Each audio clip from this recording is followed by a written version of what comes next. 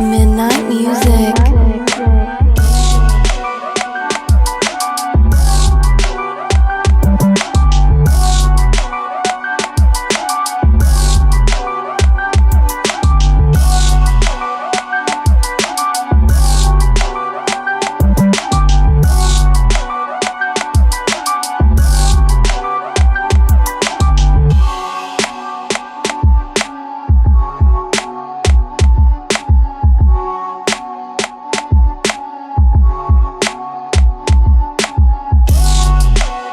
Midnight music.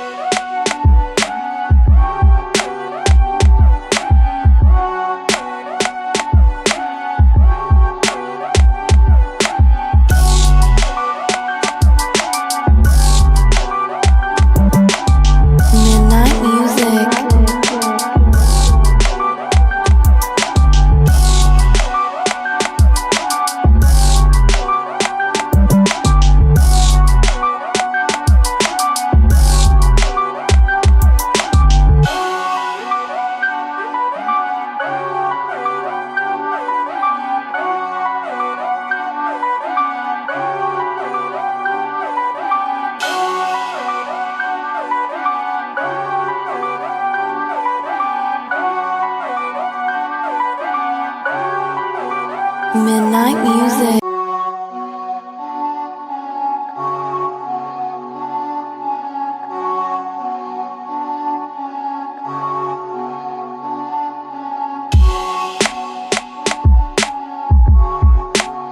Midnight music.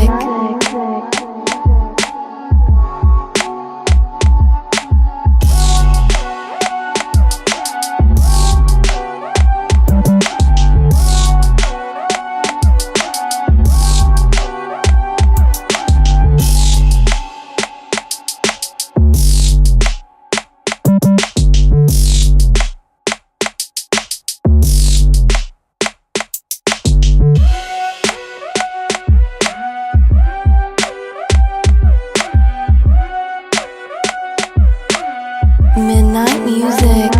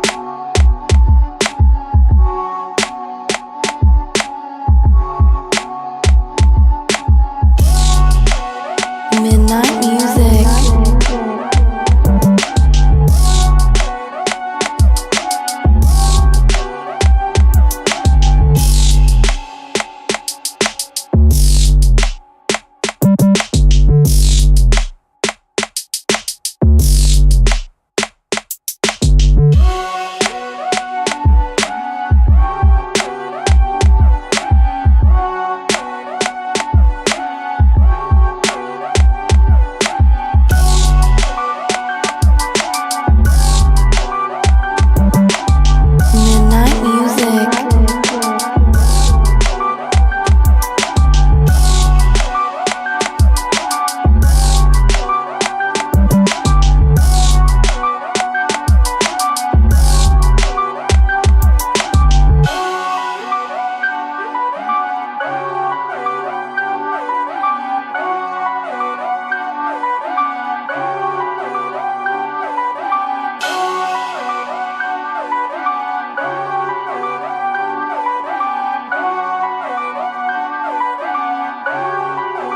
Midnight music.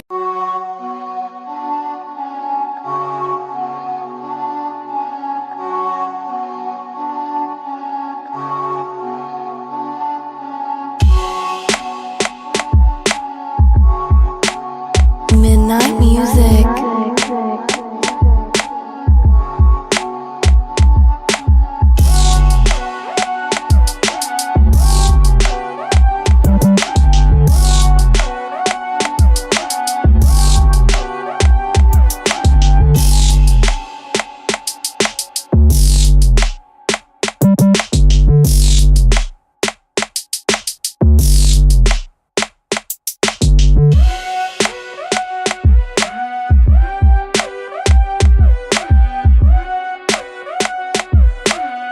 Midnight music.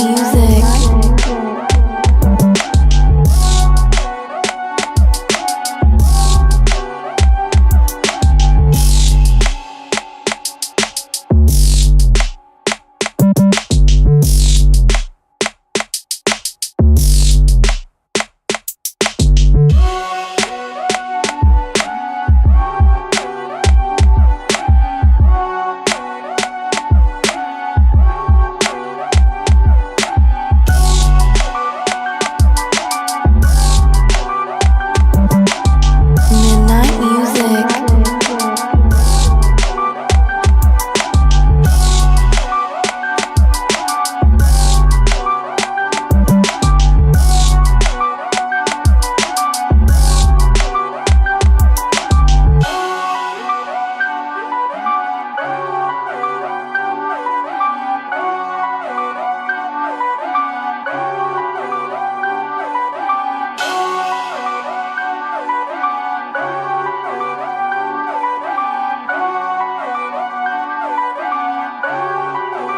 Midnight music. Midnight music.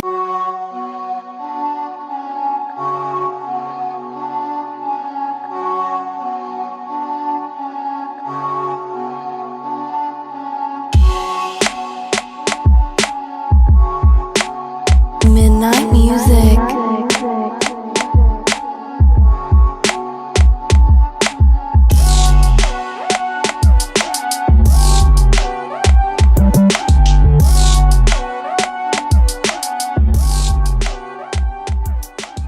Charles goes all bug-eyed. Hi, ladies and gentlemen.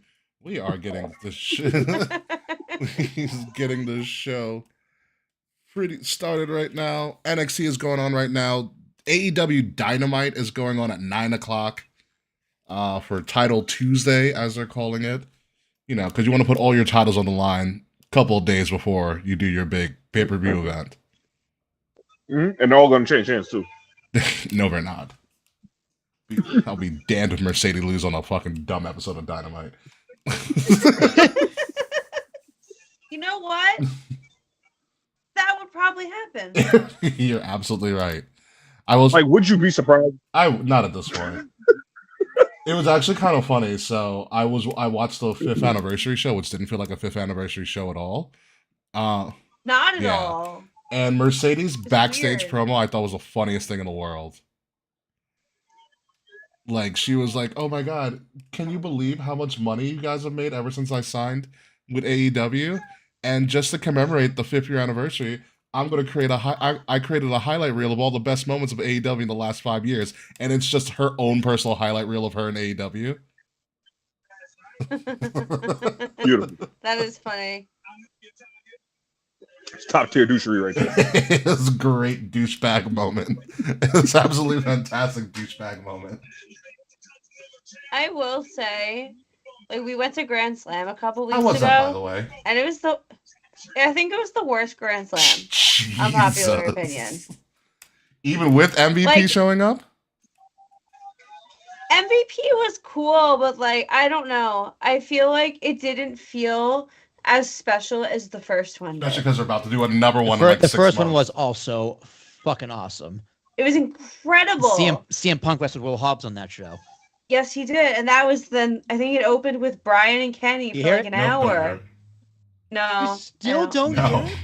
No. That's insanity. I think this is just the universe telling us it's time to move in a new direction musically. Is the volume up on that part of it? Yeah, all the way.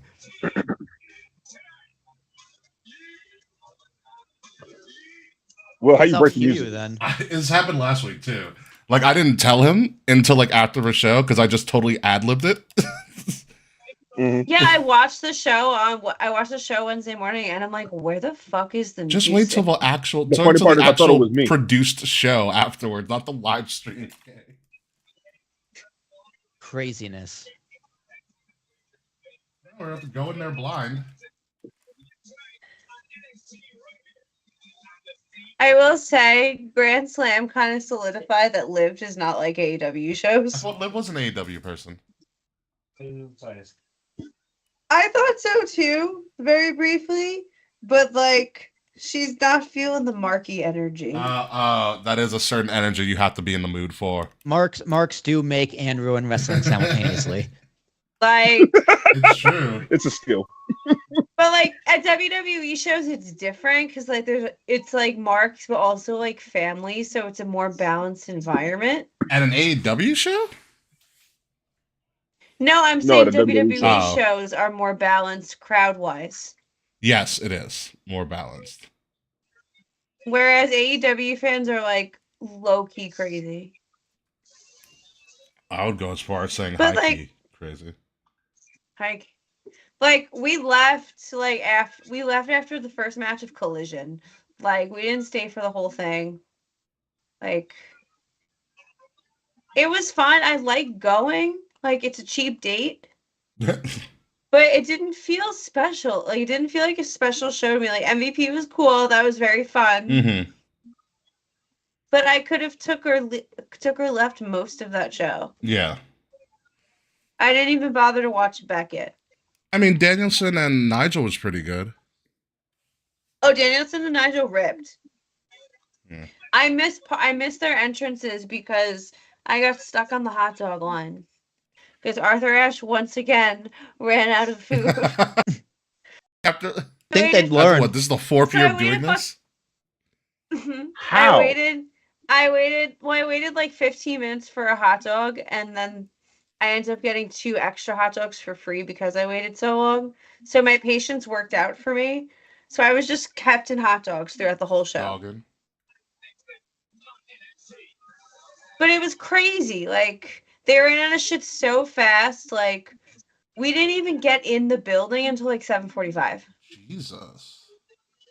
Like, and it's not like just because we rolled in late. Like we got there by like I think 7:30, and there was still a line to get in. Like people weren't just let in. So I don't know if there was like a logistical issue or whatever, but it was Still don't Yeah, hear it? nope, nothing. no. That's Yeah. crazy. I forgot you were even working on that, honestly. I give up. I thought we gave up. I thought we were doing an a cappella program. I've Right? done that plenty of times on here. I don't know what it is. Maybe it's just, I don't know. It's not like we even have like rights to the music, so I don't know how. Have they know you that. changed anything like with your setup? Like No, the fact that you can hear sounds on the but I'm only hitting the same button Yeah. on 2 different parts of the thing between like a sound bite Mhm. and Mhm. music. You can hear one, not the other. Doesn't make any sense. that's so weird. Yeah. We're gonna have to decipher about it another time because we do have to get going on this show. So are we even on? Oh yeah, we're audio? been online. We're streaming right now. Oh, hi internet. Yeah. I didn't Hey, notice people. you. We are streaming right now. Oop.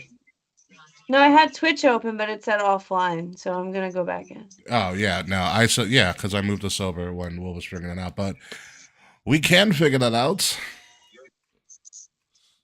So we are just. Science got the better of me. I don't know what That's to tell you. true.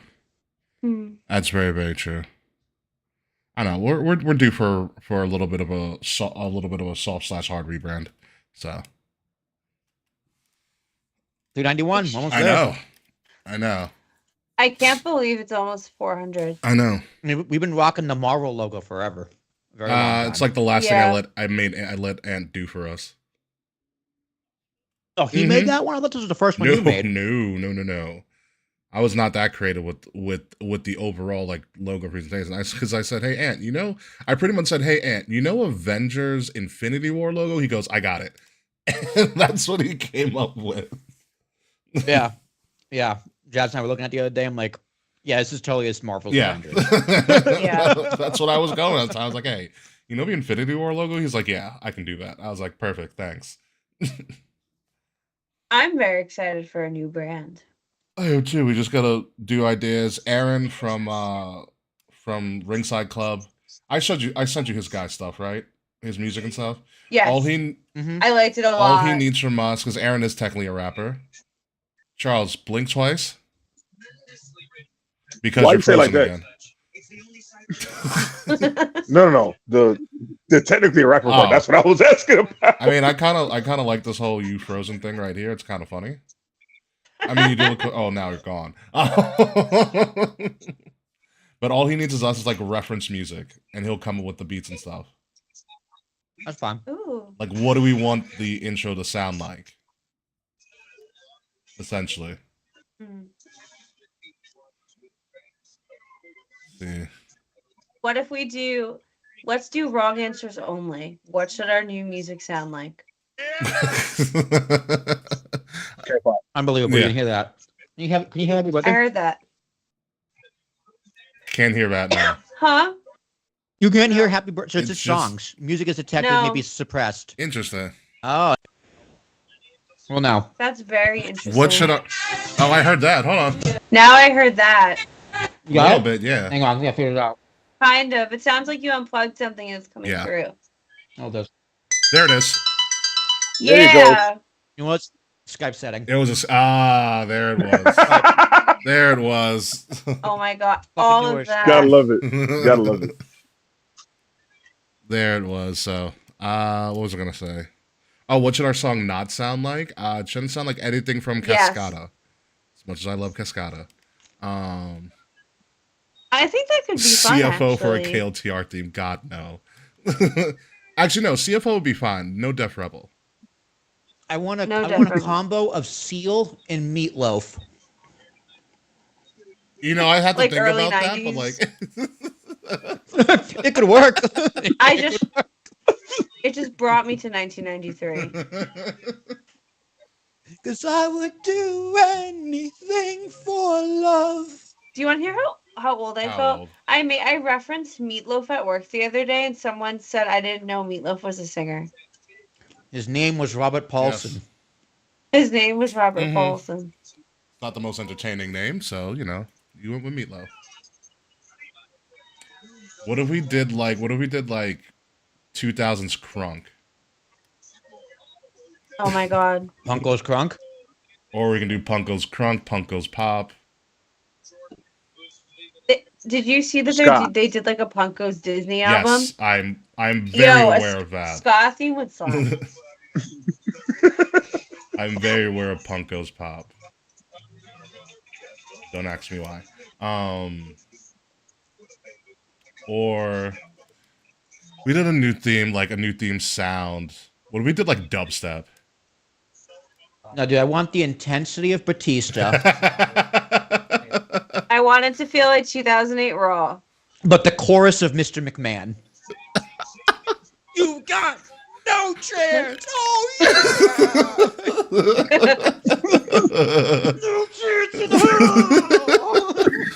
There's a video that came out on TikTok about a guy.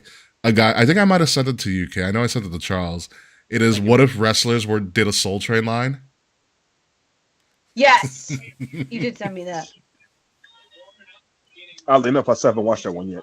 You need to watch the one. The guy when he does the Batista dance, it's amazing. I'll check it out. Mm-hmm. Xavier Woods. What's up? Xavier Woods did the Batista dance. Yes, he did.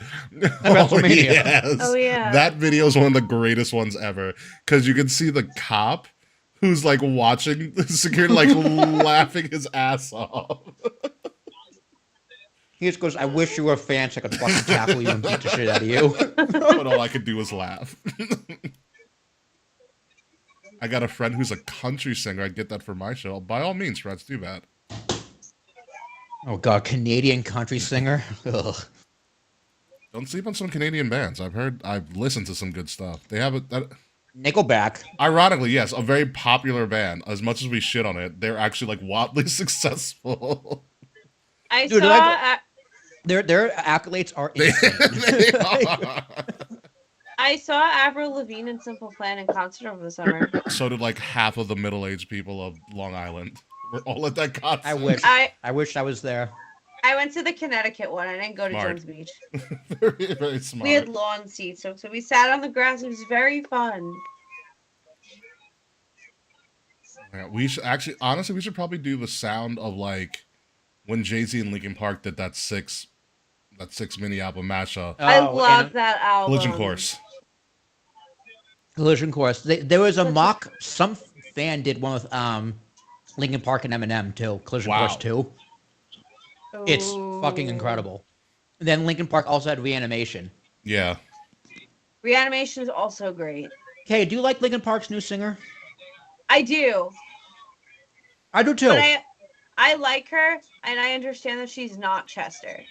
Like That's what I'm people not have to gonna realize. compare Like, she's anyone to clearly not Chester. Chester. No, but you know what? She Obviously. reminds me of him. She has the same energy. I agree. And I think that's all you need. Her, the Like- newest, the new Linkin Park. I've been thinking about this for like a week. The new Linkin Park song that just came out. I think it's called "Heavy as a Crown." It Mhm. sounds like it should be like a WWE like TV show theme. hmm It sounds Like- like Linkin Park. That's what it sounds like. Give it 5 years, it Mhm. will be. Right? No Like it kidding. just sounds like 2000s wrestling, in the best way. Like I get people who are upset, but like, dude, it's been what 6 been a while. years? Like the band needs to make money. Like the You band, can't like, run all off the band nostalgia the whole members- time. Exactly. All the band members, like, they're a fucking family. You couldn't just go and do other groups and disband the group. Like, this is crazy. You They make could your have been for livelihood. almost 30 years. Yeah. It's like if you don't want to listen to music, like, I get it, right? It's hard, Chester. He's gone, right? That sucks. It still hurts. But his old music is still there, so let's go enjoy that while the band moves on. Ooh, I think one of our reference songs should be something close to reference song should be like No Hands. Like the horns and the 808s in No Hands is a great Mm-hmm. great instrumentals on that one.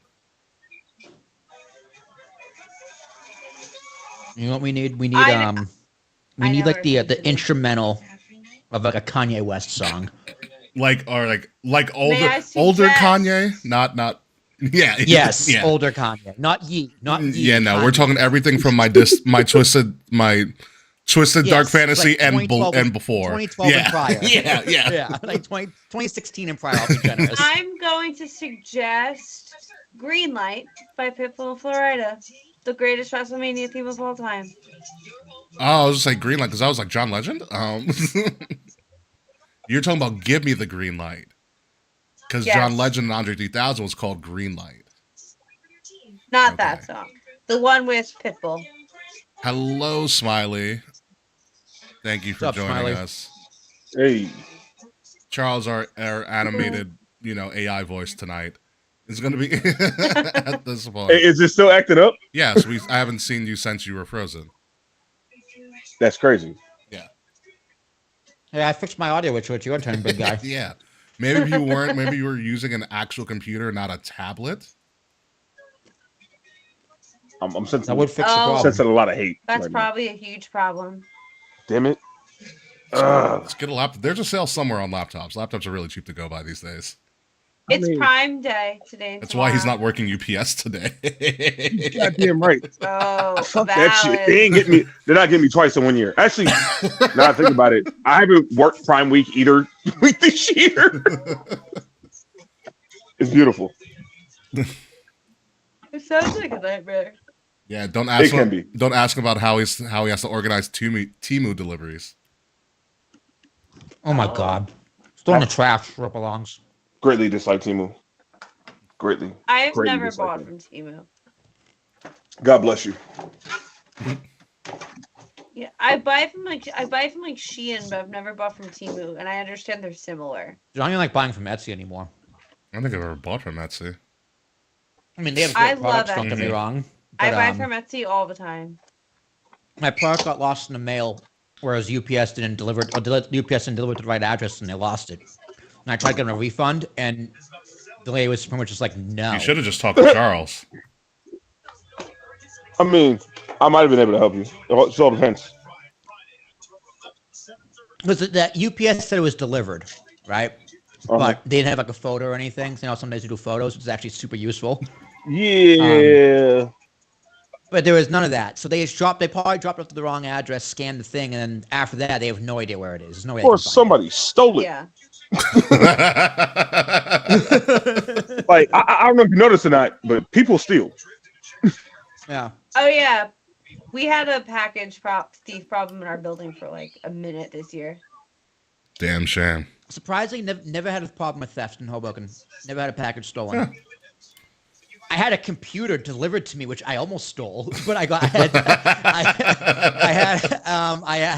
was like, no, I couldn't do it because if it was me, I'd be so pissed. So I didn't do it. And as soon as I turn it on, they can track it. That's true. So I was like, yeah. No, not a smart idea. I have They it just set track up the where IP UPS address. is supposed to like text me or like send me text alerts when they're here, but like it just never successfully happened. Damn. Yeah. And I never get the text. It happens. All right. And Yeah. Sometimes they'll just drop it and leave you a sticker saying come pick it up, Yeah, that too.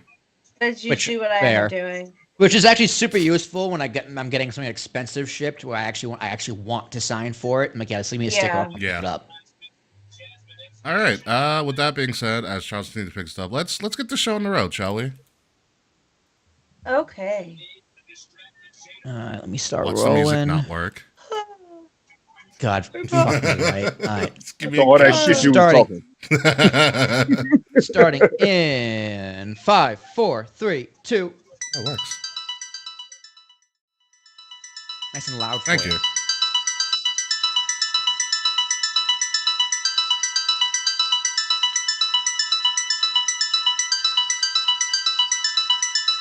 Midnight music. Coming up this week on Kings of the Rings podcast. Last week there was a lot of bad blood, but it turns out it might have been all a bit of a wrestle dream. We are going to take a look back at WWE Bad Blood from somebody who was there live and in person, and we're not talking about the people who did the videos of Cody and KO after the event. Plus, Wrestle Dream is going on this weekend for AEW. We're going to look at that, and someone's got a brand new deal. So make sure you can see a little bit of color because it's Kings of the Rings podcast, episode number 391, exclusively here on Wrestle Addict Radio, and it starts right now. Night music.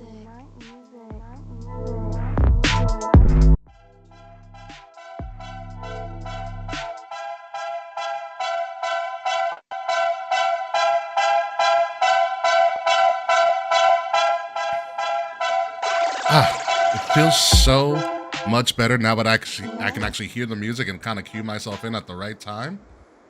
Power of technology, folks. It's absolutely amazing. Ladies and gentlemen, welcome the Kings of the Rings podcast, episode number 391, exclusively here on Wrestle Addict Radio. We are live right now on Twitch, on YouTube, and live here on Facebook. Currently going on as we're recording. NXT is going on right now. AEW Title Tuesday is about to start. It's the first battle. It's another battle on Tuesday for AEW and NXT, so we'll keep you posted on some stuff as it goes along. So we've got a pretty jammed-packed show for you tonight. Some interesting things to talk about. But first and foremost, we do have a special guest tonight. He is pretty much going to be clearly an inanimate object because he is still lit from Bad Blood, straight from Atlanta, Georgia. Sir Charles, how are you? Oh, I'm doing quite well. How are you? I'm doing great. You're gonna be our first ever inanimate object with the Skype symbol. The voice of Sir Charles. Yeah, you're like our new AI at this point. You know, when I was a kid, I always wanted to be Max Headroom. Well, there you go. Now you can live your dream. You can live your dream in all of its glory. With me, as always, a man who saw Sexy Red and immediately lost his smile. Will Tarashak, how are you? I mean, to be fair, Ricky, last week you actually nailed the cue for the Did I really? intro without even you almost pretty much nailed it to the second because when you told me you didn't do it on the outro, I'm like, wait, you did? You didn't hear music at all? I had no idea. Truly, it turns out to be a Skype issue because Skype continues to be the worst video conferencing app ever, even though it was the first. You know, when you listen to music Skype. when you listen to the same music week in and week out, you figure out where the cues are.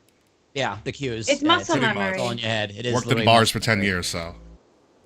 Yeah, that too. That also helps. But yeah, I thought Bad Blood was pretty tight. Can't wait to get into it. Kay Murphy, welcome to the show. Congratulations to your Mets. Hello, hello, hello. Is that all you got? Hi. No, it cut out. No. No, it cut out on me. We can hear you. You're back. So Okay, hello. No, it's That was great. the Timing was computer perfect, though. showed Will was talking and then it just all cut out. So I was just like, "Yay, the Mets! Hello, everyone." Even our program doesn't want the I'm- Mets to win. Bro, That's the Mets are real going to the hate. World Series. It's not. Let's fucking It- go. I don't like this fucking third fucking wild card spot. It's fucking Yeah, bullshit. it's weird. There's worse things. There's worse things in the world, like the New York Jets. Anywho, folks, we've got a pretty.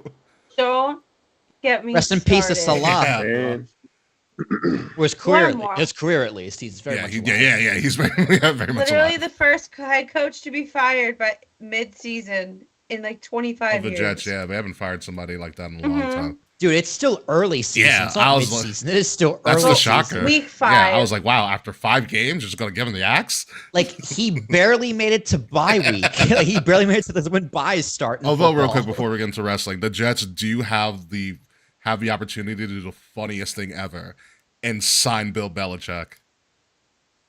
Oh my god, he would Stop never do it. Dude, Do he's it. too busy dating Do it. 19-year-olds. You know what? But Do he would I would think I'd have lose a- his I'd have a mind. mental He's like, I get to breakdown. coach another Hall of Fame QB. Watch what I do now. God, him and Aaron Rodgers would not. get I know, along. that's why I wanted You to happen. think Aaron Rodgers wanted to fire Salah? He'd be like, "Get Belichick the fuck out of here!" After the first quarter. After the first He quarter, pulled Ricky, you know what? I Aaron don't Rodgers think- would pull Antonio Brown and just walk off the field. walk off the field. Like, no, it's over. This is done. I'm going back to Green Bay. Yeah. Move order. Or he's not. No, he'll go to Minnesota. Just pull It's a like Favre, Favre did. Yeah, he won't. He'll never be a Yeah. Jet. Aaron Rodgers wants so badly to beat Brett Favre. When Aaron Rodgers take ayahuasca, he pretends he is Yeah, Brett Favre. and yes, and embezzles a lot of money. That's that. There you go. Be Brett Favre. Yeah, that. He's fuck like you, Brett depressing Favre. to watch. Like, Yeah, I don't know. Maybe because he's a 40-year-old Literally- QB. no, literally the entire. I don't know if you guys watched Sunday's not. game, but you just watch him look more and more strung out and more Yeah. dejected as the game goes on. Like, you could see him wondering, like, why the fuck did I sign a contract with the Jets? Because he thought it could have his way, and he could not. Yeah, Money. money. He also probably thought Devontae Adams would follow. Devontae was like, nah. I'm. Devontae's like, I'm not. done. It's still the Jets. And any place is better than the Jets. Although, watch, he's gonna get traded to the Chiefs. God, I'll be so fucking mad. I'll be so fucking mad. Dude, the NFL would be so fucking mad. Yeah. Oh man. Anyway, folks, we've got a pretty jam-packed show going on this week, even with our inanimate AI, Sir Charles, with us. We should create an AI and name it Sir Charles. That'd actually be pretty. I'm here for it. I'm here for it. I mean, Charles actually has a phenomenal voice for Yeah, it it would too. work out quite well, Mhm. actually. So let's get into it, folks. So over the weekend, we had WWE Bad Blood, a highly anticipated PLE, especially for something that's technically like a B tier PLE. And for the most part, it delivered. And our AI, Sir Charles, was in the building for the event. So can you tell us how it was inside the arena? Okay, I was able to watch the broadcast, to watch the replay. Yeah. So I will tell you now, the broadcast did no justice to how loud it was in there the entire time. Really? I'm I'm sure. telling you right now. I told Ricky this before. I think it was like mid last week. I was like, yeah, I'm gonna go in early and tailgate and tell as many people to me to be as loud and as crazy as possible so we can get more shows. And I didn't have to. It was That's unreal. great. It was. I mean, you unreal. guys sounded like a damn good crowd too, though. Like the Hell in a Cell match, you guys were in it the entire time. A tag match the entire time. When Dom, a lot of the Dom spots, and you fell through the cage, like he's upside down. That was a great spot. Like you guys pretty much brought it for most of the show. So the fact that it doesn't do it justice to me is just like, God damn, how loud was it Yeah. in there? Like, it Yeah, I was- felt no fatigue from you guys. Yeah. Yeah. Listen, it didn't stop. I don't know what was going on. I guess everybody that early evening show, or that's what that early evening, late afternoon show. That's a perfect time. Everybody's wide awake, Yeah. so we came in with great energy. That's true. You're like, But you're drunk, but you're not It too can't drunk. sound like the dream. Right. You're legally drunk. Yeah. Yeah. Yeah, you're legally drunk, Like, but it's you can still still go operating home machinery. safely. Yeah, you can still go home safely at the end of the night. Yeah. 'Cause it ended at like what, So- 10 o'clock, Right. something like that. I will tell you, yeah, there was another light debacle, and I'm always a fan of those ever since Mania 35 with the oh please turn the lights off and all those chants. yeah. We did have another debacle up in the 200 levels. They was having some issues with Oh the lights no. with the lights coming off the Tron, but it I heard the was screen too, Jumbotron. oh yeah, that same section, because so where I was facing the ramp off to that the ring post in the timekeeper's corner. Yeah, That's kind of the area, Okay. my angle. The guys in like dead center, so like straight back from the announcer's desk. There, that screen in the jumbotron just had two sections go completely black multiple times throughout the show, Jesus. Wow. and it was great. Someone in Atlanta didn't pay the bill. I could see the corner, so I could see both sides, so it never affected what I was looking at. But I was like, man, I'd be pissed if that was me.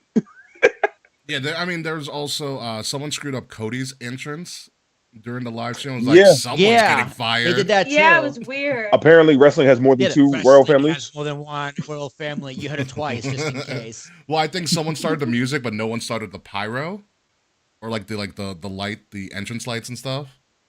Yeah. Someone done goofed. Also, like the crowd couldn't tell when the whoa was for the band playing. Like the band, it's like Roman's orchestra sounded way better. Let me put it that way. Yeah. The band was a great idea, but it didn't deliver Usually for me. marching bands It are didn't loud. hit like I thought it Usually would. marching bands are loud. Yeah, that's what I mean. so- They were Yeah. quiet. It Like was- they've done marching bands before, and it's been incredible. I think it ties into what I was saying about the crowds, because I felt like it was great. I enjoyed every second of it being there live, and also watching them like casually walk out and watching the string band, whatever you want to call it, Yeah, ensemble. orchestra. Yeah, the orchestra. Thank you. That came in from Roman, sprint in with their instruments. I also Yeah, that's pretty believe, funny. I think so. That was obviously a college band, it's an HBCU band. It's like Mhm. Yeah. I forgot where they were. I forgot where the name of the university, but I don't believe that was the entire band, which could have attributed to it. And also, I believe Roman Yeah. was like the Baltimore Philharmonic. So there's going to be a difference in sound Yeah. quality. No, one was clearly professional, and the other one was clearly Yeah. college. And also, if they're kind of lowering the crowd volume, what makes them think they didn't lower like the live music volume either? Mm. It's something to consider. I'm not saying that's what it was. Obviously, Charles was there, so he can have a better Yeah. assumption of. It was still a really cool gesture. I'm glad they Yeah, did it was awesome. Yeah. It was something totally organic. They're like, hey, yeah, let's do this.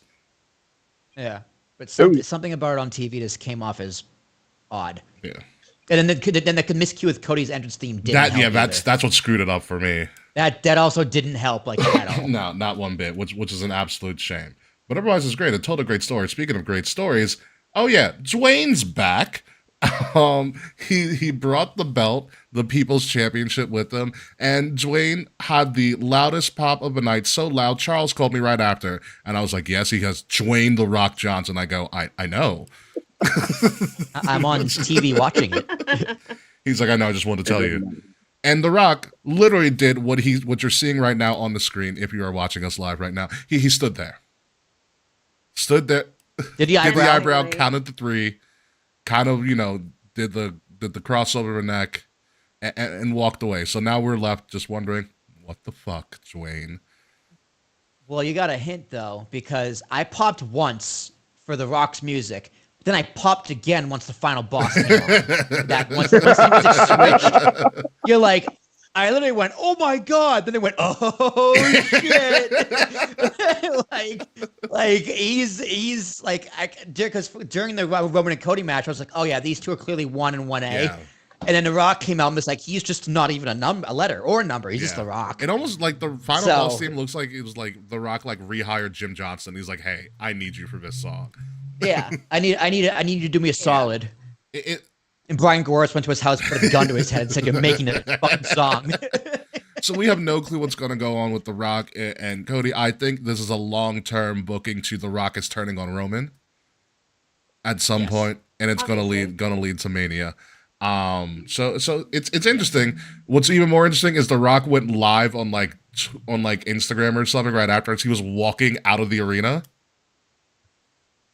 He was walking all around outside of State Farm. He walks past one of the WWE production trucks, and it has like Dusty. He goes, "Oh, hey, Dusty, love you, buddy. Hate your fucking son."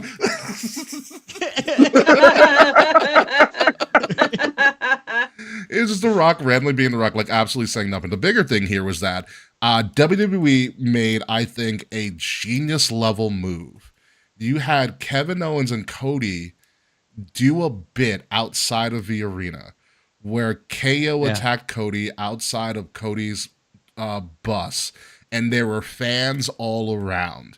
And WWE had no cameras. They literally let it go viral on its own. Bleacher Report picked it up. Fans have multiple angles of this footage and bits, and essentially it marketed themselves. Yeah, WWE has no actual footage of this. They did Roblox. They did a Roblox story angle. Where it's like fan created content. Honestly, that is fucking brilliant. Because if they do it in the right place, they know it's gonna get recorded. They did it in a place where fans could see what it. They wanted with the 24/7 championship. Yeah, pretty much. And so that's the thing where Triple H was like, "Oh, we saw what happened, and we'll address that at a later time." So like all the footage you're going to see of that Cody and KO thing. It's fan footage. Yeah. Dude, I wonder. No, they had to have plants there. I'm assuming. I don't know. There's multiple angles of this too. There's at least one plant. I mean, because because at least one plant. Because here's the thing too. Like, here's a good hint. It's like if they give credit to someone when they play it on Friday, like on like the bottom, on like the lower third or something. Yeah, like courtesy of. Right? Like, because otherwise that's like, okay, if an actual fan, I'd be like, hey man, you can't just use my footage. The fuck what? I mean, but also by that point, because this has happened to us too. Well, by that point, they could have reached out and been like, hey, can we use this? That happened when we did Elias. Yeah. Let's say ask permission. The fan goes, I mean, that's what we did, but we were also young and drunk in New Orleans. We were like, yes, do it. Yeah, go for it. Well, because there was so much other footage. Yeah. Basically, is whatever. They don't have to take yours, they don't right? Still, I thought it was very smart. And people were saying they should do this on TV. And my response is, well, watch on Friday. You're gonna see it on TV. To me, there's no difference. This is clever. This is different. And it kind of makes sense kayfabe because KO can be like, I was so mad to see you and Roman like pretty much hug it out virtually that I couldn't wait till Friday. I had to beat the fuck out of you now because Kevin Owens is a hothead, right? So it's fits in character. This is a great move, and you'll see it on Friday. Plus, I mean, KO has the right to be mad. Roman tried to run him over in a golf cart. I don't think he forgot that. Yeah. He also cheated in the last man standing.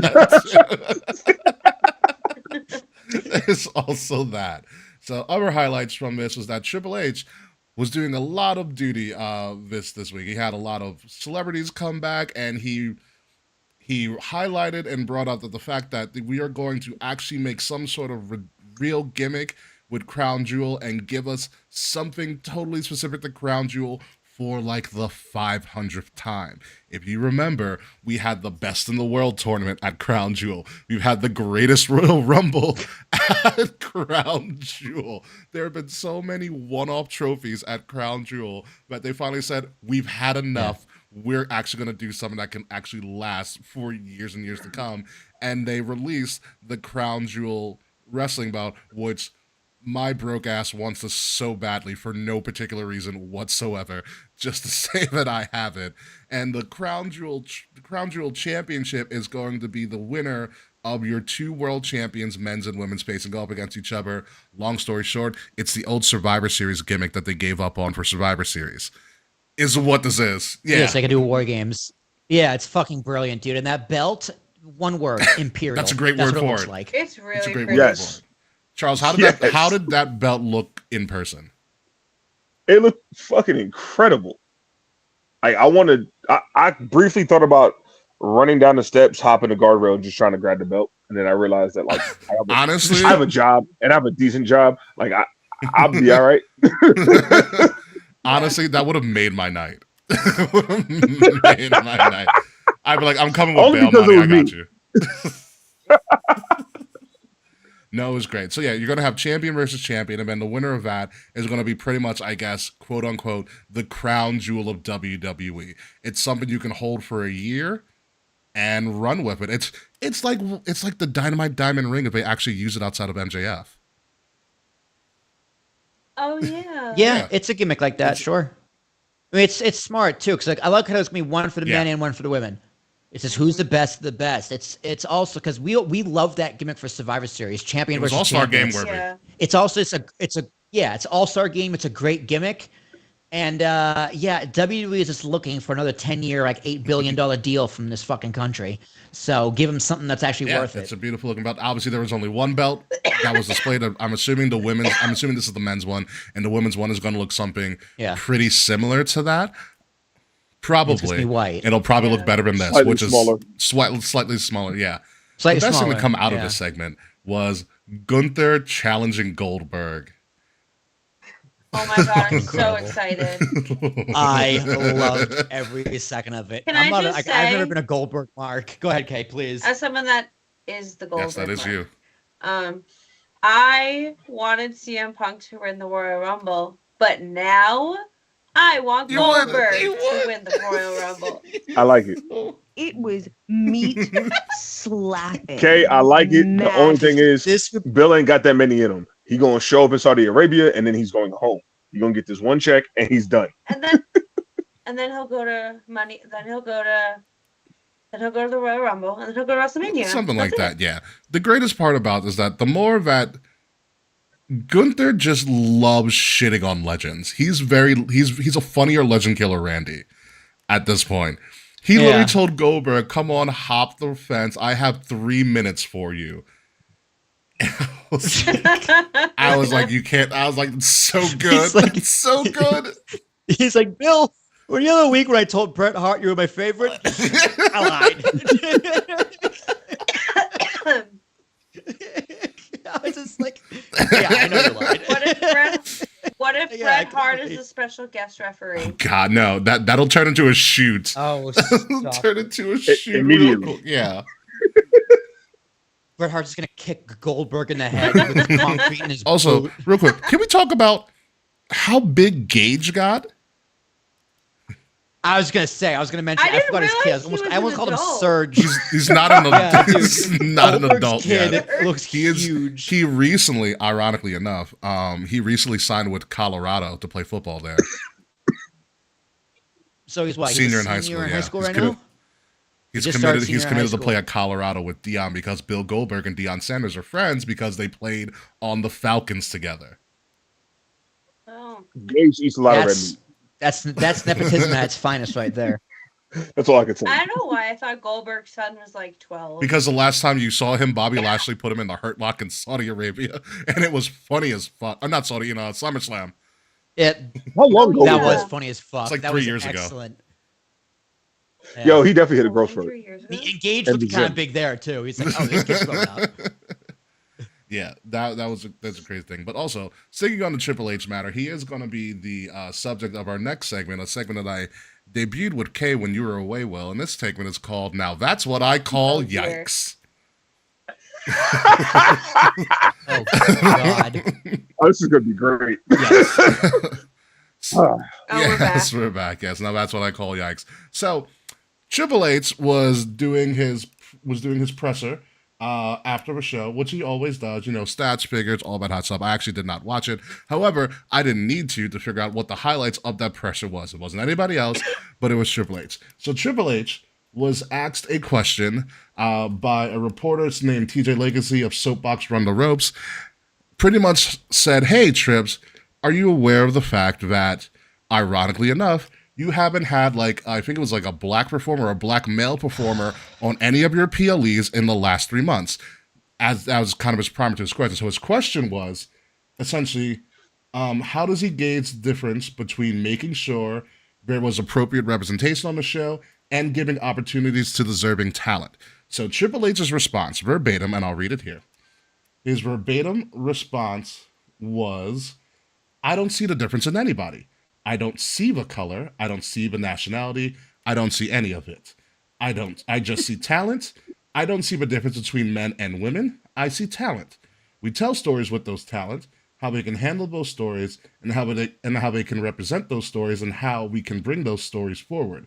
I don't keep track of any of that. I do what's relevant and what is best and what is being delivered the best. That's what goes.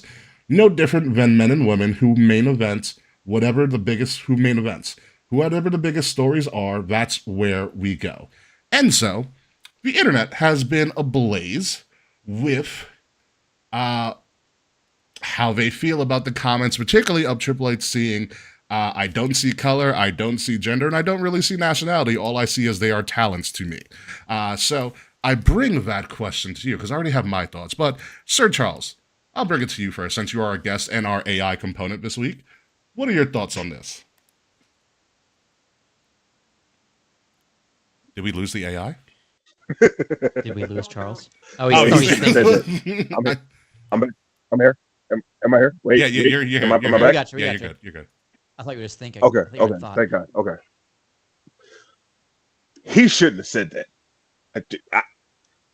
Above all else, he shouldn't have said that because all it sounds like is but much like Vince McMahon, can't tell the difference between the character and real life because it sounds a lot like what he was saying to Booker T back in that championship run they had. Yes, WrestleMania 19's people like you usually don't get into become a world champion. That is that. Right, and I don't see color was their way of saying, "Hey, I'm not racist anymore," and that's the vibe it's given. Unfortunately, it is, yes, very unfortunate. Kayfabe. Agreed that he absolutely shouldn't have said it. I feel like a lot of white people, like, they don't understand the implications of I don't see color.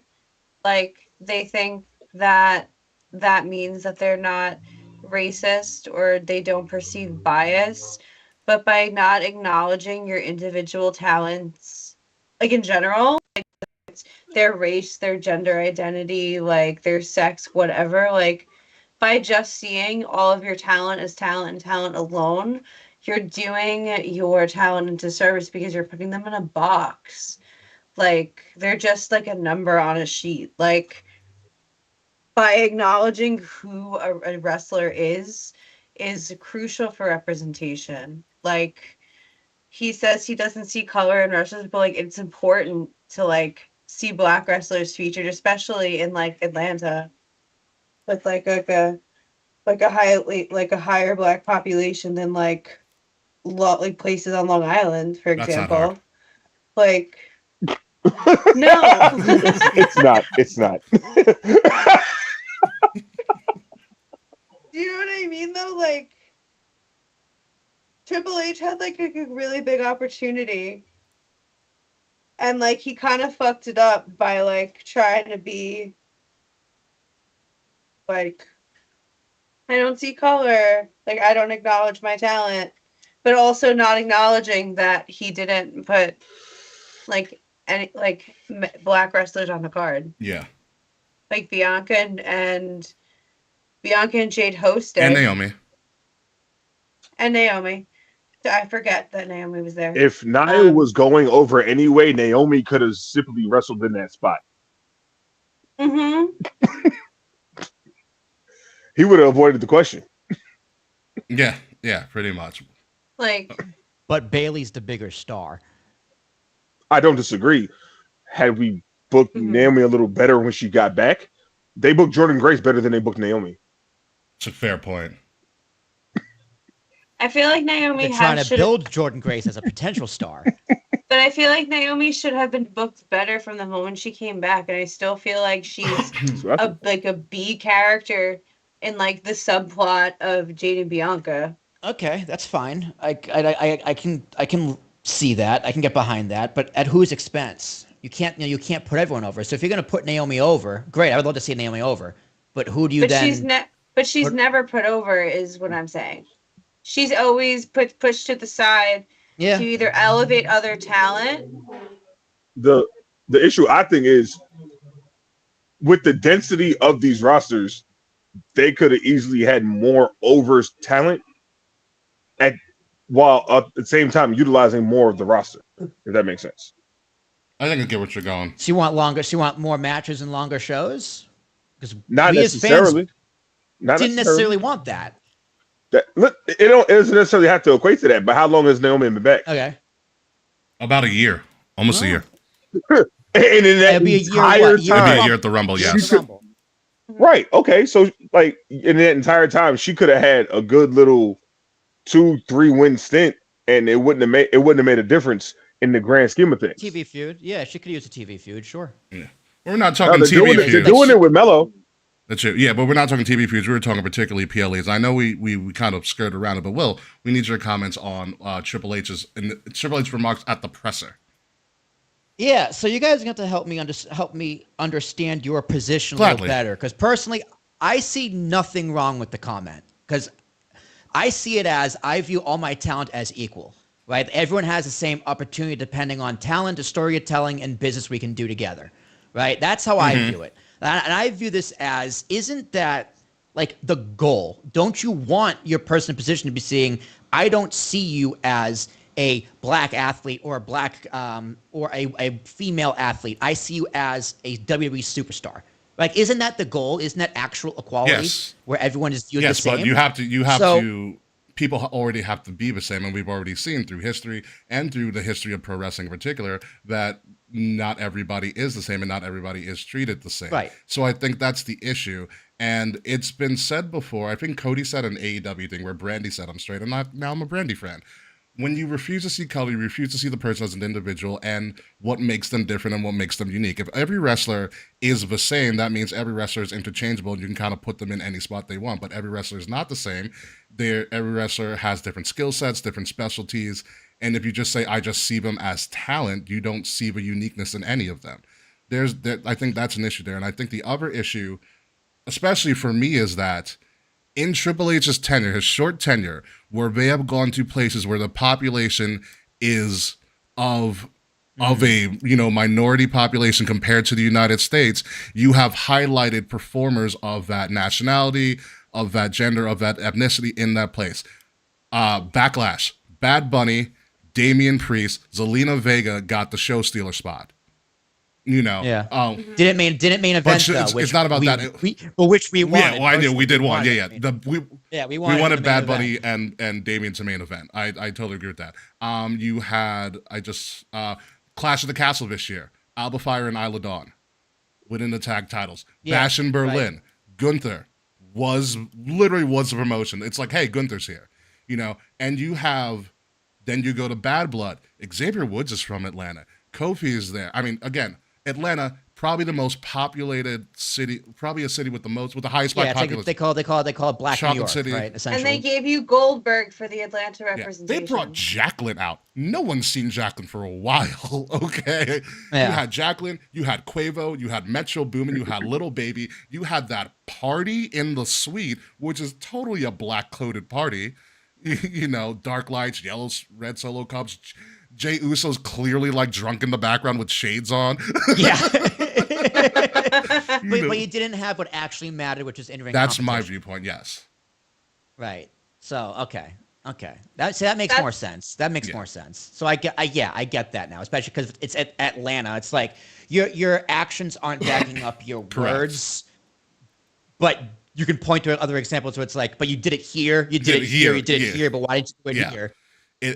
So the question probably could have been framed better, because that makes more sense. Well, that the makes way thing more is, he didn't sense. even answer the question, because the original question was how do you gauge proper representation and who's deserving, and he's just like, well, I just see them as talent, and whatever works. The thing about it is, like, if he doesn't say, I don't see color, I don't see nationality, I don't see gender, like the second half of his response is actually kind of okay. He's like, we go with what works at the time. Yeah. What's best for business? He should have dropped the best for business line. Yeah. That's what he totally should have done. Yeah, but to see, like, I don't see gender, I don't see color, I don't see nationality, I don't see ethnicity. Like, it was also like a triple whammy of like, don't say those things. Like, you're the creative force behind the LWO. Like, what does he see when he sees the LWO? You create the LWO, you are kind of like the godfather of the Four Horsewomen. Like these are things that they exploited and they pushed. And I say exploited in a very loose term because any good company is going to exploit something that's going well for them to make money. That's how capitalism works. It's an exploitative system. Look at the women's evolution. They don't give a Yeah. fuck about women anymore. Yeah, so We got one pay-per-view. yeah, so it's one of those things where it's like, oh, come on, Trips, like it felt like a Tony Khan level of why did you say that? To me. And Tony Khan called WWE the Harvey Weinstein of wrestling. Well, That's a did you watch that Vince doc? We Not- didn't even mention Pat It came. Patterson last It's week. on my Fire Stick now. I will Oh. be watching it probably over the weekend. Man, I watched the whole thing. My God. Yeah. Yeah, it's wild. Yes, Fred said it's. So yeah, TK. No, he doesn't sound as crazy anymore saying something like that. No, it's still crazy. It's still crazy. It's still crazy, but not completely inaccurate. So Fred's saying what I keep hearing is about if you don't see blank, you don't see my experience, and that's kind of what we're going. That's what set Cody straight because apparently he had Cody in a video that came out that's been circling around recently. Cody was doing an AEW presser or something at an AEW event, and Cody said. He goes, I had the same, he goes, I had a conversation with my wife about this. He goes, I used to be like, I don't see color person. And Brandy was like, then you don't see me and you don't see my experiences and the things that I went through. And he goes, that changed my whole world. And after watching, I was like, you know what? Maybe we should let Brandy off the hook a little bit. She still made AEW heels, but like, maybe she has some, maybe she's Yeah, Brandy is definitely due for a face face turn. turn. Yeah. So that was the whole thing. It's gotten a lot of people in the tussy and I don't blame them for that, especially because we have all of the examples in the past 2 or 3 years where Triple H has done completely the opposite under his booking regime. It's crazy that he said all this at the presser because I've been like saying recently, I'm like, wow, like he's been really like considerate about culture lately. Like talent whose first language isn't English, like they're doing promos in their native language, which is like really fucking cool. Yeah.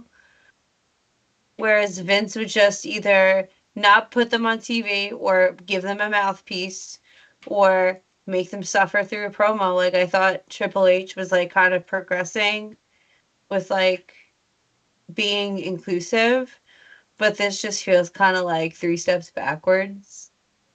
And I feel like there just has to be an attitude shift like backstage. Like if they're going to pull the I don't see color shit, then they're going to have to kind of reconsider how they want to, go about booking and like running WWE as a whole. Like you can't have that attitude in 2024. Yeah. It's ironic because I was thinking about this too when I was, kind of ruminating on what Triple H said. And I was like, you know what? This might be the one thing that Vince hasn't won up on Triple H. And let me explain that. I think it's more of a sense of when there was such... Vince usually put whatever was controversial, whether you liked it or not, he put it on TV and in particular, he put it in the ring. A lot of the time. Yeah. The prime example I'll use is the Kofi Mania push. That is literally an ism for a more umbrella term, an ism coded storyline where, hey, I did everything right, I've done nothing wrong. How come I'm not, progressing? And it was such a big thing that Vince injected himself into the storyline. Like he played like the evil angry billionaire one last time. And I think that's kind of a notch on Vince's belt. He's like, oh, this is controversial or something. This is kind of crazy. Let's put it on TV. Let's put it in the ring. Let's highlight. Let's make it something. Sometimes it didn't go over well. Like people like you don't become world champion. Like that was like that probably shouldn't have done that. Or when he said the N-word and was walking around in a do-rag on TV, like not always the best. But regardless of the fact is like he didn't say I don't see color. Vince's like I do see color and I'm going to profit off of it in some way, shape, or form. Sometimes it was good, sometimes it was bad. But he never said like, oh, I don't see the differences in people. Like he clearly did, a lot of the time. So would you prefer Triple H's method or Vince's method? I would prefer...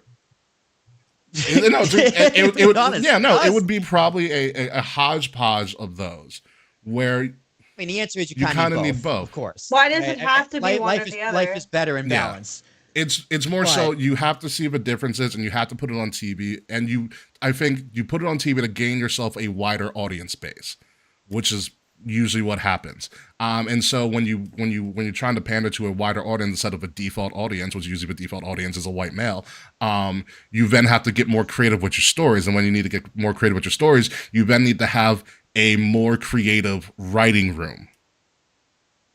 And that's kind of what I think that's kind of what it boils down to a lot of the time. Yeah, no, we've talked about that with the women specifically. Yeah. Like the Otis and Mandy storyline was written by a woman, and it was fantastic. Yeah, we still remember it. Yeah, that's one we're gonna remember for a while. My peach, you know, got Otis over. It works so well. So that's kind of a thing. So Triple H, I'm interested to see how he bounces back from that. If this kind of gets mulled over for the time being, or if this continues to be a trend that we decide to like follow. So that's our segment of Now That's What I Call Yikes.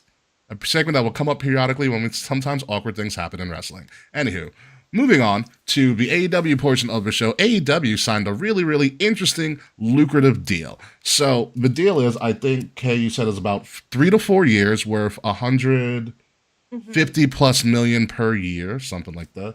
Yeah, I believe it's three guaranteed years with the option for the fourth. Yep. Yeah. Hold on, I'm looking up right now because I know we put in our chat. Because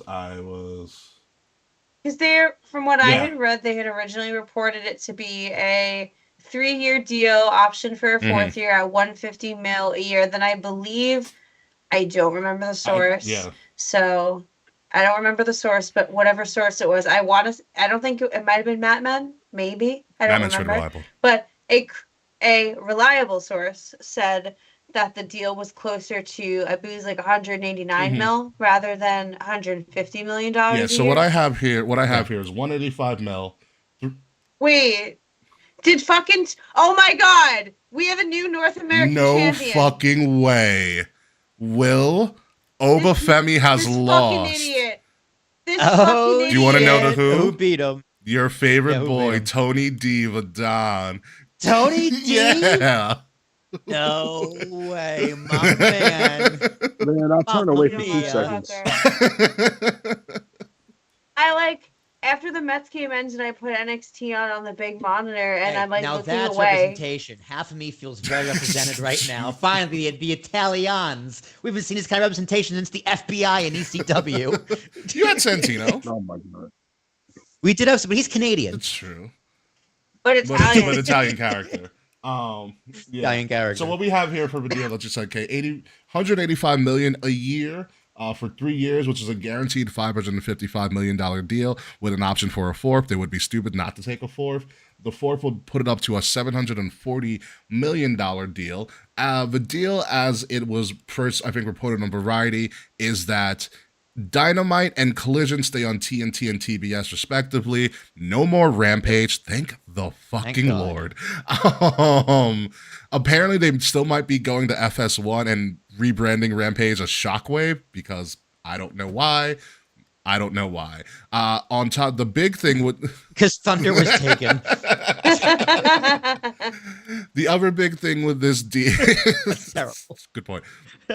Terrible. The other big thing with this deal is that starting in 2025, Dynamite and Collision will be live streamed on Max. So it's going to be a simulcast. You can either watch it on cable or watch it on Max. Oh, I love that. AEW pay-per-views will also be coming to Max, but not for free. It'll be at a discounted price. I get it, but fuck you. Yes. Do we know how discounted? They have not disclosed that yet. That's all coming in 2025 in the new calendar That's deeply year. Annoying. If it's anything over $15, it's not worth it. I kind of agree with you on that. Charles, how much is Max per month? $15. I think it's like 18 now. Is it up to 18? I think it's up to 18 now. I have it. Yeah, look it up. So honestly, to be honest with you, I think this is a great deal for AEW. Their deal is something different from what WWE is doing because if WWE ad-free is 17. Oh, they're with Disney now. No, that's the super deal. That's the bundle super deal. I'm talking about Max alone. I'm on. No. I'm on Max's website. The smallest bundle I'm seeing here is $16.99 a month, and that's Disney Plus, Hulu, and Max bundle with Okay, ads. but Max alone, it would be what? Like, Max alone with ads is $10. okay. No, but I'm like looking on their website, and I don't see just Max So they're probably anymore. pushing the bundle. You gotta go to monthly, Kay. Are you on bundles, monthly and yearly? Yeah. Oh, Yes, bundles. go to monthly in the Yeah. middle. All right, with ads, $9.99 a Yeah, month. there you go. Ad free, $16.99 a month, and then ultimate ad free, $20.99 a month. And then the 29 is 4 devices and 4K. So Yeah. Yeah. although they never really fully stream Yeah. in 4K, that's like just a marketing term. It's really just like 1080p. Kind Yeah. of. So, like, for all intents and purposes, this is a great deal. I hate the last part where you can't watch the pay-per-views on Max without paying an extra fee. They're already taking off the pay-per-views from Bleacher Report because essentially there's a Bleacher Report section on Max where all their like live sports are going to be anyways for it. And when Bleacher Report first started on Max, it was supposed to be an added extra tier to pay for, but due to like difficulties with streaming live sports, they're like, let's do it for free for now. So that will probably be behind the paywall sooner rather than later. Especially, Yeah, it took them a long time to get that live streaming infrastructure up because it's very difficult, especially if they have to simulcast. That's just another layer of tomfoolery.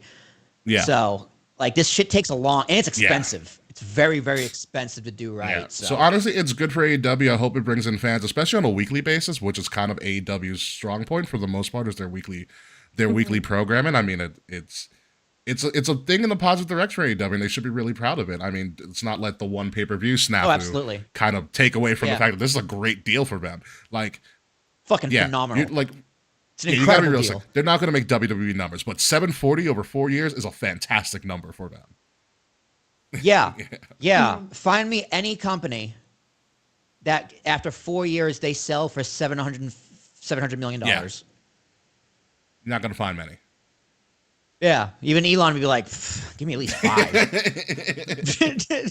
Well, it's 5 years now in the AEW because they're turning 5. They returned 5. Yeah, true. They're turning 5. That's crazy. It's been 5 years very, already. very much so crazy with that. So congratulations to AEW turning 5. Got that mega deal. A lot of that's going to take place in 2025. What's taking place this weekend over on the other side of America that's not being hit by a category potentially 6 hurricane is AEW Wrestle Dream going on in Tacoma, Washington this Saturday, October 12th. It is an interesting show. Speaking of not seeing, it is, I think, a 7-match card, something like that. I looked it up today. There's one caveat match that we're going to talk about that we're going to have to make kind of a really crazy super prediction for, but we'll get to that right about now. The first match on the card is Jon Moxley, a man who attempted to murder Bryan Danielson at All Out with this new serial killer psychotic character going up against Bryan Danielson. Obviously, the caveat still remains. If Bryan Danielson loses the title, he pretty much essentially is on a Ric Flair run and he will retire from a full-time basis. So that's kind of what you got here. Jon Moxley has reinvented the Blackpool Combat Club. Wheeler Yuta, I believe, is probably on the outs. You have Moxley, Claudio, Marina Shafir is the heavy. She's pretty much the China of the group, a more serious China of their group. And so you got this match, which is probably going to be a wild, crazy match. You're probably going to see attempted murder by Mox again. Hopefully not putting a plastic bag over someone's head. Nice. Yeah, that was kind of wild. You know it's kind of wild when the crowd starts chanting, "This is murder." Yeah. I was like, and that wasn't even the craziest thing on the card. That's the same card that had Hangman put a syringe through the cheek of Swerve. Oh, Okay. I still You don't didn't like watch that. You didn't watch that, did you? That's not clean. Yeah. No, I didn't. I watched. I don't I need watched to see it. that. Yeah. So it was. So I'll reiterate to you, Will, real quick. It was All Out. They did the whole lights out, unsanctioned steel cage match. But we turned the lights out and the show's over. But here's this extra match that's not sanctioned, but we're going to show it anyways. So Yeah. It's not sanctioned, but we're going to profit off of it. Wink, wink. So yeah, within that match, it was a crazy steel cage match. They had a cinder block, which didn't seem like it was It was a gimmick cinder block. That was a real cinder block that they power bombed somebody onto. And then the grand finale after all of that would include a burnt ember from Swerve's house. Hangman took a syringe, put it in Swerve's cheek, kept it there, and then hit him over the head unprotected with a steel chair so hard the steel chair broke. It was hard to watch. Nice. It was That's a lot. yeah. You should watch it. It's just watch it once. Like the needle was hanging out of his cheek. Dude, I'm looking at this picture of Jon Moxley, and I can only think of like 2016 Triple H. You've got a good point. You've got a great point. That's just all I'm seeing.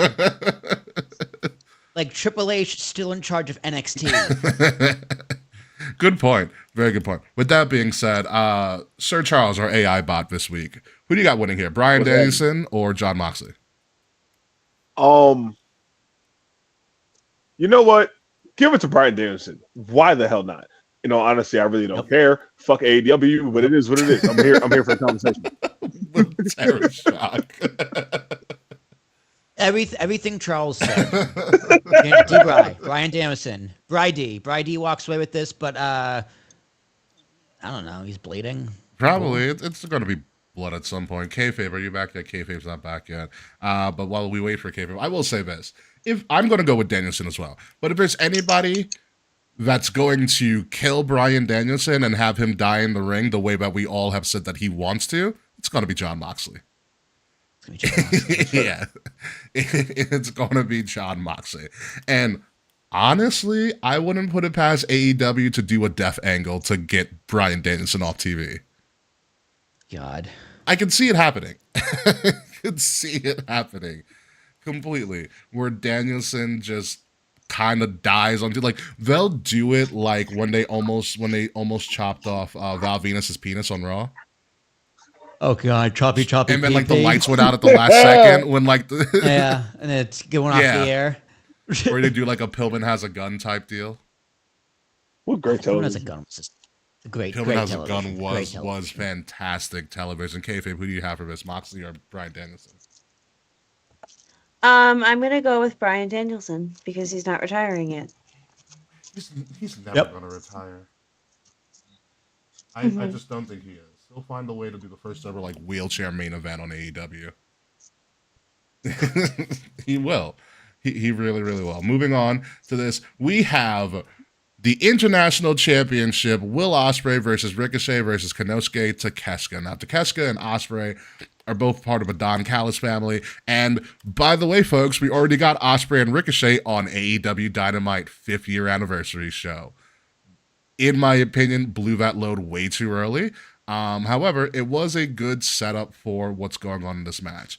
Ricochet and Ospreay pretty much played all the hits on the 5th anniversary show, all the flippy shit, the things that you've seen 1,000 times before from them every time they wrestle. Literally the exact same opening sequence from a G1 climax. You can put it side by side. You're like, this is the exact same thing. What ends up happening is that it goes to a double pin. So it becomes a draw, and then Tony Khan says, no, continue it. And then when the match continues, Takeshita comes out, interferes, takes out Ospreay. You now have this triple threat. Ospreay, Ricochet, Takeshita, the AEW International Championship on the line. Will Tarashuk, who takes this? Why does Ricochet look like he's wearing the belt? Like in his head? Yeah, that was really like a bad choice Oh my by God, wait, Ricochet. he does That look- is really... Like He does look like he's wearing the belt. so that kind of makes you think he's winning. But AEW isn't that smart to do something that clever. So Will Ospreay. Gotta go with my fellow Will here. There you go. Sir Charles. Again, I don't care, but we're gonna go with let's go with Will Ospreay. Why the hell not? He's white.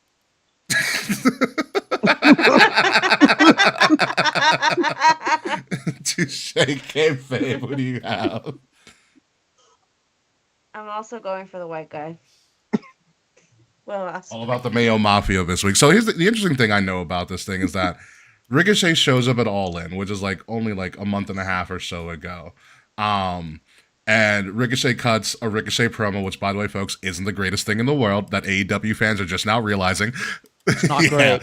The rumor is they've asked him to use ChatGPT for his promos. That's just a rumor. I cannot confirm. Stop it. That's hysterical. Stop. That's so embarrassing. So Ospreay's whole thing with Ricochet is like, yeah, I want to face you. Just get some wins under your belt.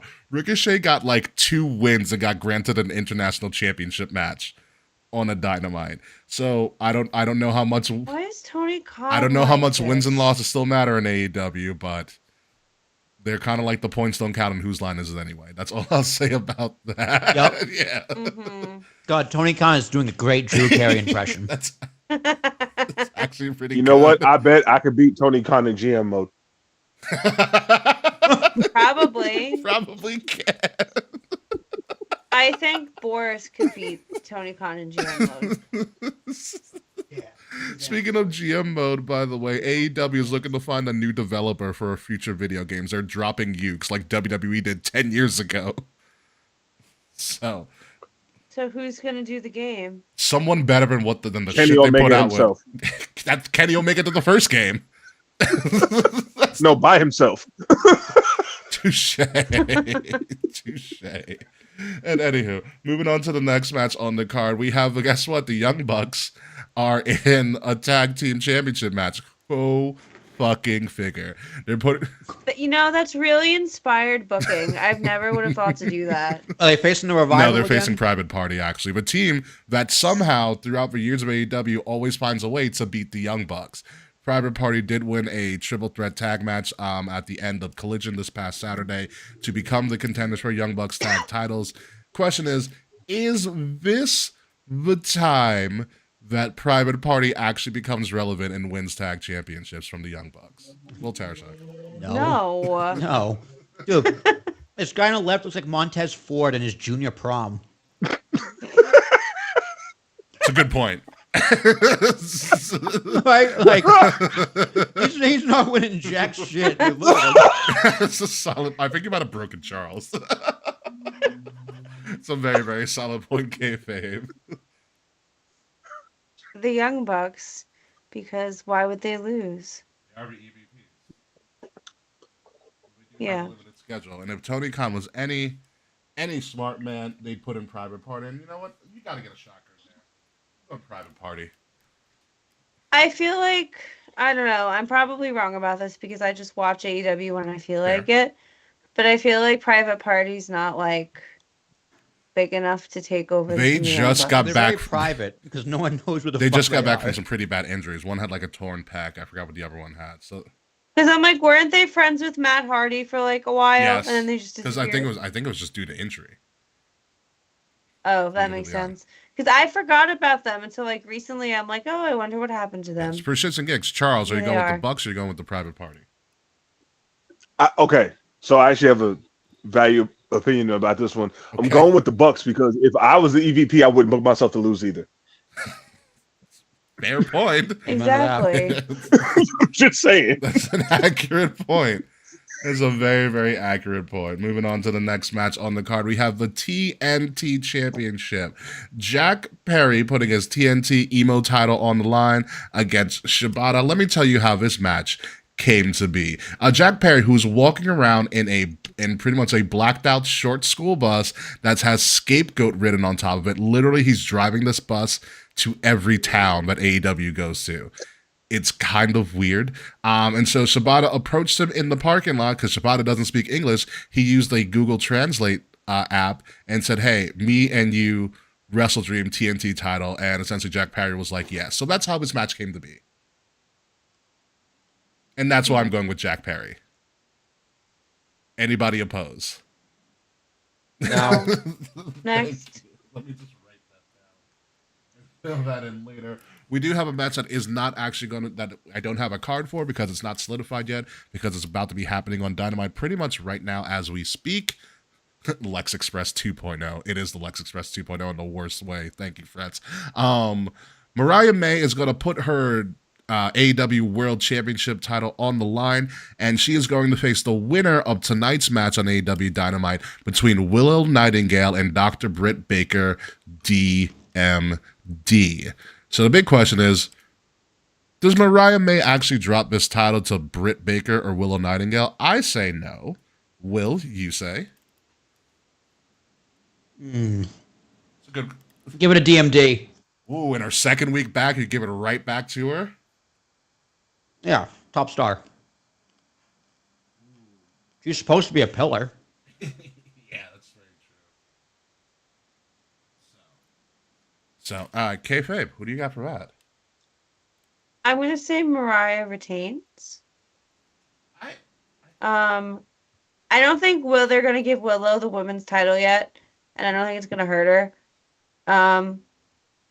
And I don't know, but Baker just came back. She doesn't need it right now. She doesn't, but I wouldn't put it past her. I mean, like, Britt Baker was the women's division for like 3 out of the 5 years of AEW. Mhm. So, and who knows what'll happen with that. I mean, now she's away from Adam Cole, so. Oh yeah, that's right. Yes, they broke up. did. Yes, they did.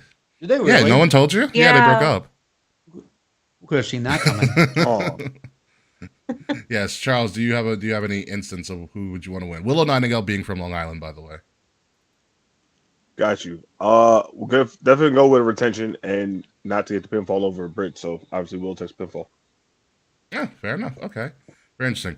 Moving on, Darby Allin has put up an open challenge to anybody to face him because he's still scorned by the fact that Mox said you're not good enough to run this company. And so Darby's in an emo mode trying to prove himself, and Brody King answered the call. So are we going to get... Are you kidding? I'm not joking. Why is he wearing pink? That's his jacket. That's his He his likes his jacket. This is also the same guy who apparently put out on social media this past week.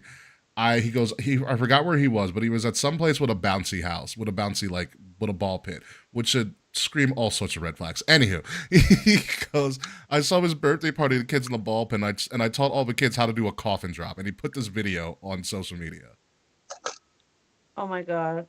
That's very. Was he in makeup? I don't know. I have to look at it again. I know he was wearing the pink jacket though. That I know for sure. Does the I makeup, would does the hope- makeup make it better or worse? It makes it worse. Worse, for sure. Kayfabe, who do you have for this? Kids. Brody King. You just don't like Darby, do you? I love Darby. What do you think? I'm He's going just Darby. He's frail. Look at that pink jacket. Oh, I love the pink jacket. It's super cunty. I can't go against Dipset. I'm going Darby Allin. Go against Tips. God. Goodness gracious, you're such a New Yorker. It's like a stand from Dynamite. A stand from the Eminem song. Yeah. So again, ROH not having their own real pay-per-view gets the ROH World Championship put on the line on an AEW pay-per-view for WrestleDream. So we have Mark Briscoe, the inventor of, as he says, redneck kung fu. I know, I'll let it go. Versus Chris Jericho because Chris Jericho just wants to do something. Jesus Christ. I don't Yes. need this. By the way, has anybody listened to a Mark Briscoe promo lately? Yeah, I was there. Kay, can you explain to Will what a Mark Briscoe promo sounds like? I'm gonna use one word: drunk. Close. You need subtitles. So, as someone that watches TV with subtitles, just because my ADHD will typically I won't focus all the time, so I miss shit. I struggled going to AEW Live, and then they had Mark Briscoe cut a promo, and I'm like, I don't know what the fuck this man's saying. I'll find out next week. The crazy part about Mark Briscoe is that he also But he's very animated, though. like he's an it's- entertain. It's so captivating, but you know what the fuck He's an saying. He's an entertaining, idiotic promo. If that makes any sense to anybody outside of the wrestling world, he's an entertaining, idiotic promo, and he always has a word of the day. And the word of the day is so beyond his reading level. It's surprising that he can get away with saying it. The word of the day is It'll ectoplasm. literally be something like that. And he'll try Mhm. to incorporate it into the promo for no good reason whatsoever. This is the same guy who's leading a faction that includes Orange Cassidy. So there's characters galore in this faction. The children can't read. He's helping. Pretty much. Ironically enough, this is a very interesting setup for this match. Jericho's doing essentially, you know, his little Jericho promo with the Jeritron, whatever the fuck it is, on AEW Dynamite. Mark Briscoe comes out, they have a back and forth. Briscoe's like, I respect you, blah, blah, blah, blah, blah. And Jericho pretty much is like, hey, I want a shot at the world title. And Briscoe's like, well, you know, he's mulling it over, blah, blah, blah. And Jericho's like, you know, I deserve a shot at the world title. He goes, because I am good and I don't think you can beat me. And he goes, well, Mark, your brother Jay probably could have beaten me, but you can't. Yeah. Yikes. No, that's what I call yikes. And I was like, sold. I was like, we've got a match. And so he invoked the name of his recently passed away brother. I think Jay's been dead for less than a year, I think, right? It's been over a year. It's over a year, I either think. I don't remember. I know it's less than at 2. least a year. Let me Yeah. see. Anywho, that's the match we have now. We have an extremely personal match for a title, but no one sees on ROH, but they only see it on AEW because I don't think anybody buys Honor Club. It'll be 2 years in Makes January. sense. Okay, so it's been less than 2 years. We're approaching 2 years. So this became a wildly interesting match out of nowhere. And it's not even for the storylines. I'm kind of pulling for Mark Briscoe on this one. Like, but I can also see Jericho, for the sake of pulling a Jericho, winning the ROH world title just to say he won another company's world title again. And that's where I go back and forth with this. So, Will, what do you got? I don't know, dude. After a line like that, you typically don't win. True. Very true. So you're going with Mark on that one? Like you got to get this heat because you're not going over, right? Okay. So I'm going with the Briscoe. Kay, are you also going with the Briscoe? Yes, I am. Charles, do you care about this match? Did we lose our AI? That's what it sounds like.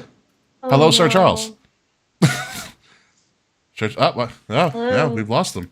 We've lost them. All right. Uh-oh. Shit. Just us. Just us, folks. All right, and then there were 3. Damn. All right. See, this is what ROH does to people. It makes you just not want to be a part of the product anymore. It's okay. Yeah, it happens. Although, again, interesting feud. So, last match on this is the AEW 0 Hour. So, since it's the pre-show match for the Ring of Honor World Television Championship, we have Atlantis Jr., a luchador from Ring of Honor, which I have never heard of, versus someone we have heard of and haven't seen for a while, Brian Cage. Yes, Yay. Brian Cage has returned in some aspect on free pre-show TV to go up against the Ring of Honor World TV title. And to be honest with you, just for shits and gigs, I'm going with Brian Cage. I I've don't, never cared about a match less. Really? Not even WLC? all right, don't you dare disrespect WLC. First of all, that match had no business being that good. Oh my god, dude! I had a great. I thought you were gonna ask wasn't there like a vignette at Bad Blood like coming soon? It was like like a race car driver or something. Oh, Motor City. Yes, that Machine is the Gun? Motor City Machine Oh, Guns. That's what. Dude, I was so ready for a wrong answers only, having it be Heath Slater jacked to the gills. 3-man band finally makes his comeback and he wins the world title. Could He you beats Gunther. imagine a 3-man band return? Dude, I was so ready. Dude, I was gonna go all in, but Kay just goes mostly machine guns. I go, Oh yeah, fuck, it's of definitely course it Motor is. City Machine Guns. All right, have you Right. noticed that WWE has a bunch of like 3 or 4 cryptic promos in rotation? So one's Motor City Machine Guns. The other one is the Viking Raiders. They're going to bring back the War Raider gimmick. Yeah. Hey. I didn't need to be Viking Raiders anyways. War Raiders was perfectly fine. And then I think the other one is anything that the Wyatt Six does. Yeah, so where's the Wyatt Six been? They haven't really done They're anything looking for a since new target. Gable. I think their next target is either The Miz or Karrion Kross. based on what happened on Raw. Yeah. Gross. So, but back to this. Do we have Brian Cage or Atlantis Jr.? Do you want to flip a coin? Cage. Brian Cage. With Cage. Atlantis Jr. is just like Nacho Libre. He looks like he has a body of Jack Black. Look at him. He's a thinner Jack Black, Thinner Yeah. Jack Black. which I feel like isn't hard to be a thinner Jack Black. Jack Black is pretty bulky. He's pretty bulky now. Is he? I mean, he's fat. So I mean, Oh, bulky. You can say husky. Husky would have worked for me. Yeah, bulky implies muscle. Yes, it doesn't does. That's when I Brian think Cage- when I think Brian Cage bulky, is I bulky. think muscular person. Like I think like when Randy Orton first came back in Survivor Series. Hey, oh, there he is. Our AI has a No, voice. ripped to the gills. That's what Randy Orton Our was. AI has a voice and he has a face now. Look at this. Skynet has become self-aware. Holy shit. So Has some technical difficulties over here. it's but I'm good to perfectly go fine. now. It's perfectly fine. So are you going with Mark Briscoe or Chris Jericho for the Ring of Honor World title? Who has it right now? Mark Briscoe. Yeah, sure. Let's go All ahead. right, cool. I was gonna use Chris Jericho also invoked his dead brother's name in the promo last week. I don't have any viable reason to ever root for Chris Jericho. Not that I have any dislike for him. I just don't care. Understandable. That's how I feel about Chris Jericho lately too. The learning tree is like my least favorite gimmick of Chris Jericho. It's so boring. I don't. It's like get he was it. trying to be like Firefly Funhouse Bray Wyatt and just missed the boat. I don't get any of that from that. Yeah, I don't know. It's weird. Then we have Brian Cage versus Atlantis Jr. Nebra vs. Charles. Who would you go with? I don't know, Brian Cage. Wow, doesn't watch AEW, still went with Brian Cage like the rest of the people who also do not watch AEW consistently. I can't wait to see the results of this show. I'm not going to lie, because that is the end of our Wrestle Dream prediction. Wrestle Dream's going on this Saturday on pay-per-view from Tacoma, Washington, and I think about 7 or 8. I totally forgot what the time frame is, but we are going to crown it to see how good this show is going to be. One crown being the worst thing in the world, or just in layman's terms, the exploding barbed wire death match. We all remember that spot. And 10 crowns being like WrestleMania 40 levels of epic. So, Kayfabe, how well do you think this Wrestle Dream AEW pay-per-view will be? I'll go to 7. Okay, fair enough. Little Tarashok? Yeah, 7. Sure. Yeah, I don't know with this one. I'm gonna go. I almost gave it a 6. but I'm gonna I go couldn't 6-5. Sir Charles. What's not terribly disrespectfully bad, but at the same time, I don't really care how well they do. Was it a 6? I'd give it that. Yeah, I was gonna say 4. When you said what's not terribly disrespectfully Sure. bad, Yeah, I'd be let's like, go that's 4. But I don't know. I feel like 4 feels is the mean. lowest you can go without being. No, I think 4 is the lowest you can go without being mean. 3 below, you're being. kind of a dick. mean. Yeah. So, I mean, are you gonna go 6? You're gonna go 4. Let's go 6. Okay, yeah, we're going 6. We're not expecting much from this. Ironically, this is the same pay-per-view where Edge showed up for the first time. Oh Yes, yeah. and we know how that ended with Edge thinking he can fly. Exactly. What? Yeah, Edge thinking he could fly, and Edge could not fly, and now he's out indefinitely because Yep. this is what happens when you go to AEW. You think you can do everything, and you cannot. But anyway, folks, that concludes our show this week. We want to thank Sir Charles for being our AI assistant and finally coming to life at the end of the show. Sir Charles, the I do floor what I is can. yours. Where can people find you? Honestly, I'm all over the place. TikTok at Circumstantial Hubris. Instagram, same. I don't really remember what my Twitter is because I don't really use it. And that's about it. Don't call me because I won't answer the phone. It's true. He does not answer his phone at all to anybody at all. I take my word for it. Take my word for it, folks. Anywho, with that being said, Will Tarshak. Exactly. Oh, look at this. Matt Ritter finally showed up at the end of the show. What's up, Ritter? You missed. Hey, you didn't miss Oh. much. And now we have a blank thing. What's going on, Ritter? Anyway, you can watch the replay at some point when it comes up. Will Tarshak, ready to get the show on the road? Yes, Let's do it.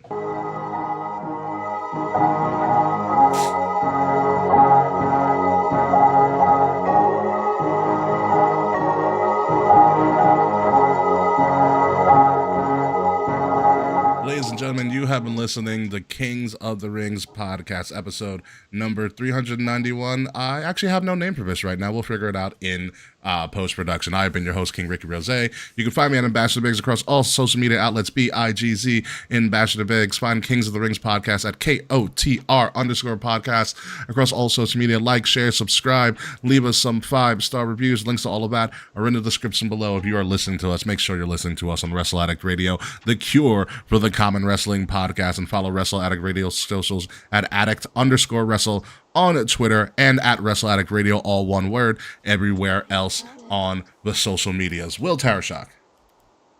Ladies and gentlemen, my name is Will Tarashuk. T is in Thomas, Arashuk. I don't know what you guys, but I crowned Bad Blood a solid 8 crowns. I thought it was a damn good show, top to bottom. But yeah, we forgot to do that. We did Hey forget Murphy, to do what'd you that. crown Yeah, Bad K-Fed. Blood? I would also give Bad Blood 8 crowns. It was a very enjoyable show. Hell in the Cell gave me life, as expected. You can find me across all social media at KAE_FABE. And I need to go to bed. Of course you do. Same. Let's chat. Same. I woke up at 2:00 in the morning. I haven't gone to bed since. I'm Who very are you? tired. That's I didn't. Okay, go to No, sleep. No, I didn't Okay, do it. go. Run like the wind. I didn't do it on purpose. I didn't want to stay up. It's just I couldn't sleep. Oh, And here I am. I'm so sorry. Anyway, folks, while everybody It's goes okay. goes and has a nap time, we are totally going to bypass probably the post show today because everybody has nap time. Yep. And Charles and I are probably going to go and play GM mode instead of watching AEW Dynamite because that's exactly what we do. When we return at some point, it may not be next week because I have Comic-Con next week. We're going to talk about WrestleDream. We're going to start preparing for Crown Jewel. We're going to do all of that fun stuff. And the one thing that we're not going to do that's not fun is bring Slack back on the show because fuck you, Slack. Goodbye. Good night. We will see you soon. And yeah, fuck you, Slack.